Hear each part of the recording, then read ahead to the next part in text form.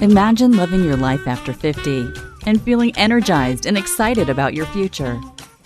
Welcome to the Women in the Middle podcast, the podcast for women who are ready to figure out what they want and create the life they deserve. Here's your host and master certified life coach, Suzy Rosenstein.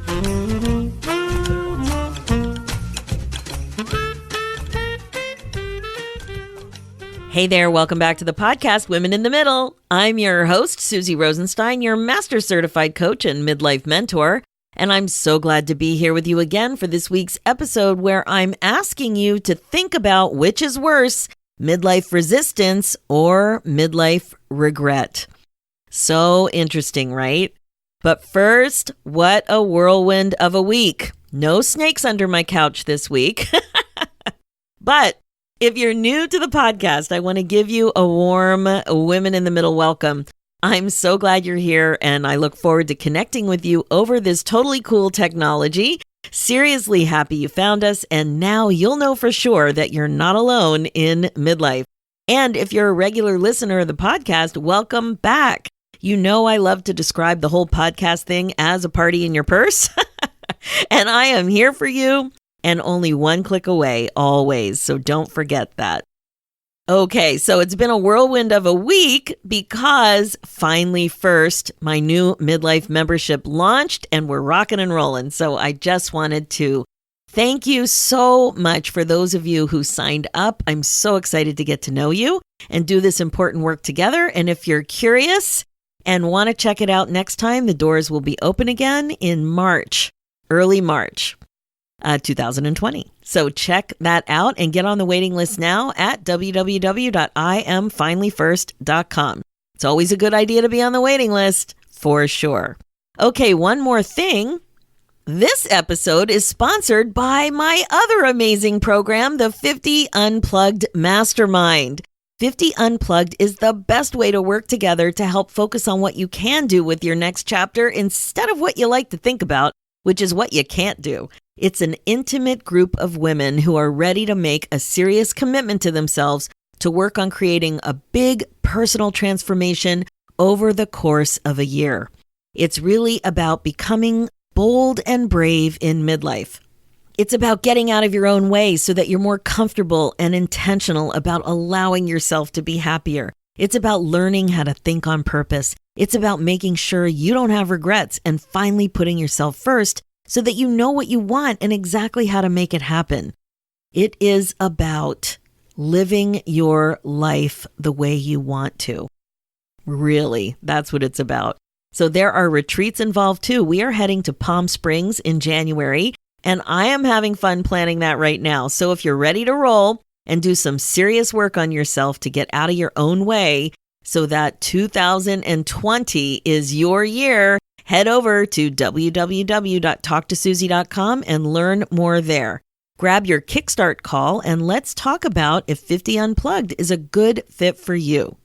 I also want to let you know that this mastermind and private coaching, the prices are going up in the new year, so make sure to book your call now if you were thinking of working with me this way. Go ahead and book your no obligation call and we can talk about what's the best way for you to proceed. Okay, now let's dive in. Today's topic will have you really taking a look at being honest with yourself. Are you ready for that? We're talking about which is worse, midlife resistance or midlife regret. What comes up for you right away when I ask you this question? The thing is, if you're not doing what you really want to do, there's a reason. And on the Women in the Middle podcast, we don't just let those reasons float around out there willy-nilly. We own them. We take a look at them.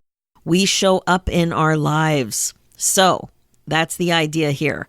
Midlife resistance is totally a thing. Midlife regret is totally a thing. They both cause pain, but you experience the pain differently. Here's what happens.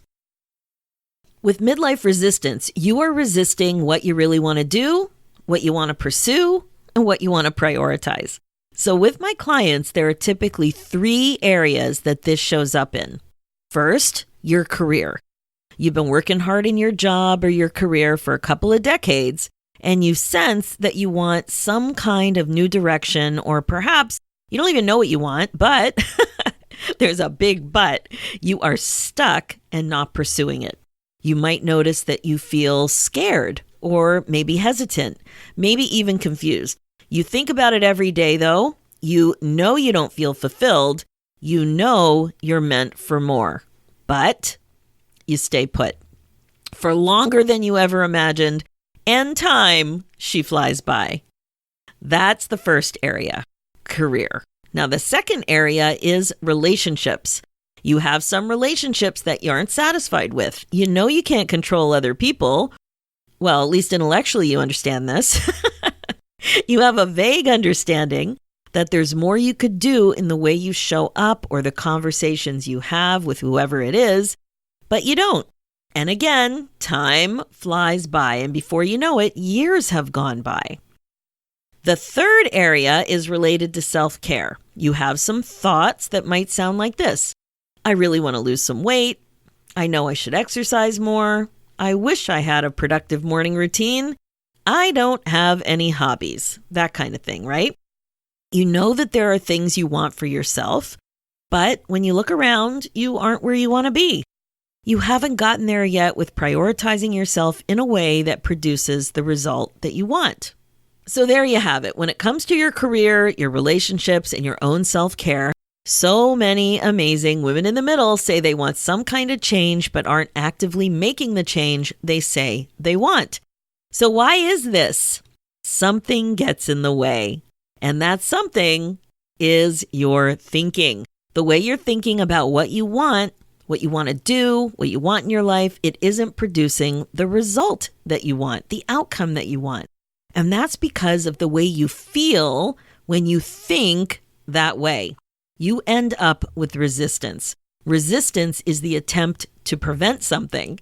Now, it's hard to believe you're going out of your way to prevent the things that you want from happening, right?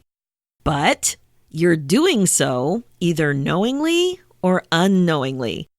If you're on to yourself as a good student of your own thought work and your brain, you know that you're doing this for a very good reason. That reason is to keep yourself safe. Well, maybe you don't know that, but that's what's going on. Now, this can sound weird. It's an evolutionary thing. Your brain has evolved this way.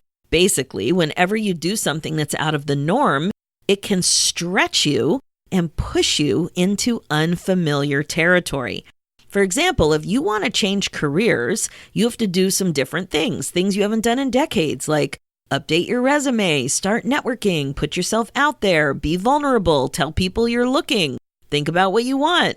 These types of things are really different than what you've been doing for 10 or 20 years, which is probably rocking your career and growing professionally in your field.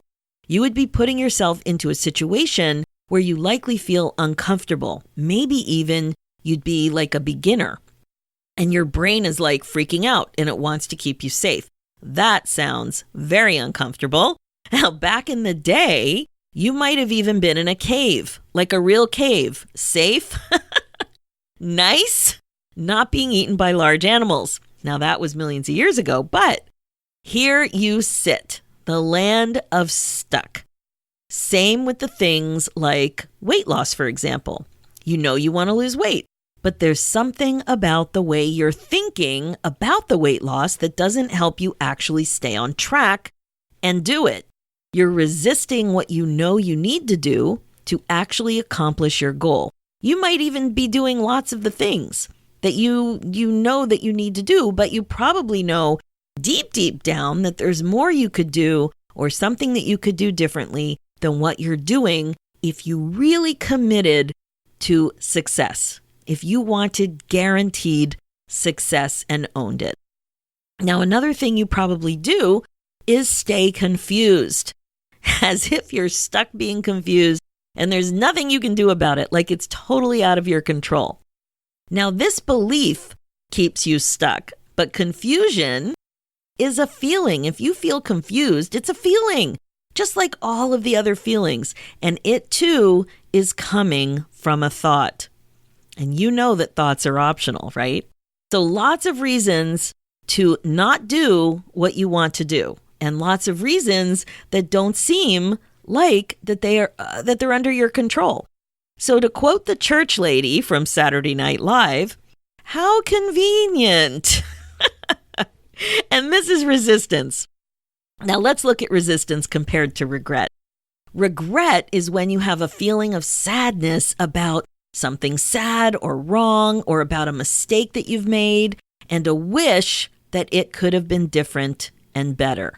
So it's usually something you didn't do or didn't say, and now you wish you had. Regret comes after the fact, very different than resistance.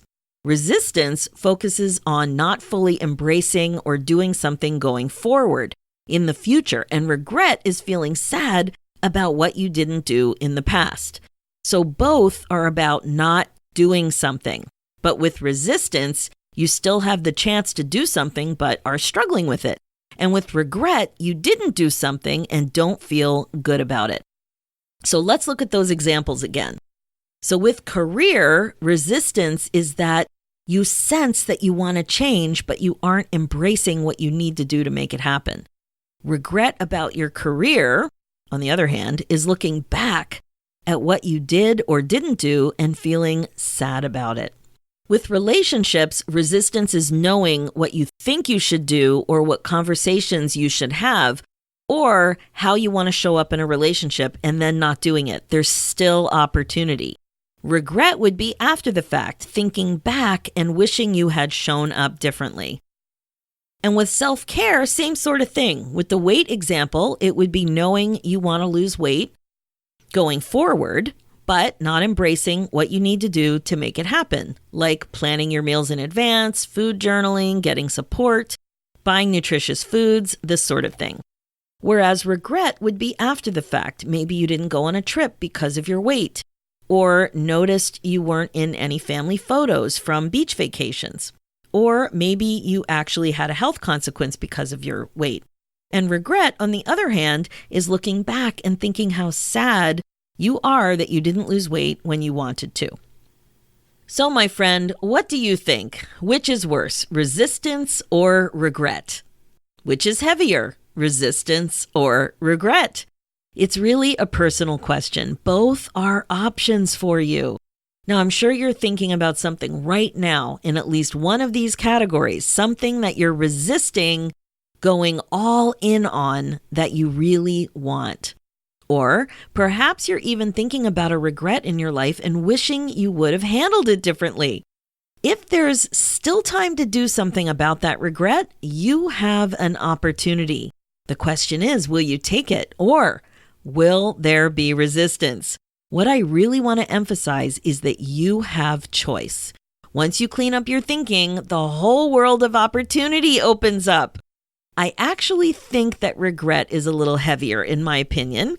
Sometimes there's not much you can do when it comes to regret, except learn to live with it, learn to manage your mind, learn to think on purpose, and tell yourself a different story. Like, you can absolutely all do all of that. If it's change you want, though, then you really have to think. I like to think of resistance as your friend. Yep, I said friend, something you can learn from. Look at it this way. It's always your thoughts. Your thoughts are always getting in the way.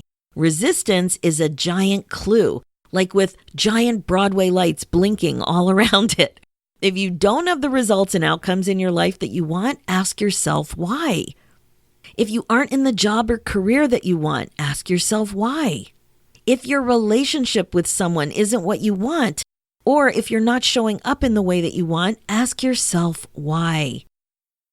If your self-care is a mess, like your downtime or your weight or your sleep, your morning routines, your travel plans, your hobbies, your exercise, this sort of thing, ask yourself why.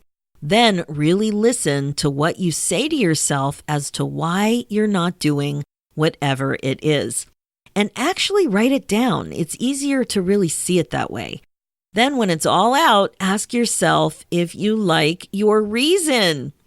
If you don't like your reason, you're setting yourself up for regrets. I think you'll notice that you believe way more of your own excuses than you might be aware of. When you really own what's going on in your life rather than blaming others or external circumstances, you'll begin to realize that you are way more powerful than you think. You can do way more, you can believe way more, and you can dream way more. And I would love for you to learn this deep, deep down. This is the way forward. This is what you can do for yourself. What a gift. What a gesture of self-love. And it all starts with your thinking. Thinking on purpose is the answer here for sure. Okay, my friend, that's it for today's episode. My focus as a midlife coach is to help you waste less time and get excited about your life again.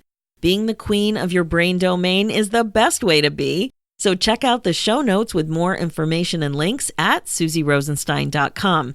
Download my free ebook, 9 Secrets to Get Unstuck in Your 50s at SuzyRosenstein.com/9 secrets. Now, there are 3 great ways to connect more with me in the future. First, join the free Women in the Middle Community Facebook group, where we continue the podcast conversation. Head over to www.facebook.com/groups/Women in the Middle Community. Number 2, work with me directly and get unbelievably effective coaching to take you from being stuck and confused to being crystal clear and excited about your future. Grab your free Kickstart call right away at www.talktosuzy.com. And 3, get on the wait list for my new midlife membership, Finally First. This is an upbeat virtual community for 50-plus women who want clarity, courage, and connection so that they are unbelievably excited about their lives again. Get over to www.IamFinallyFirst.com. Doors will open again soon. The big question for you is, are you ready to do this? I think you are. It's time for you to put yourself first and learn to think on purpose. Thanks so much for listening, and I'll talk to you next week.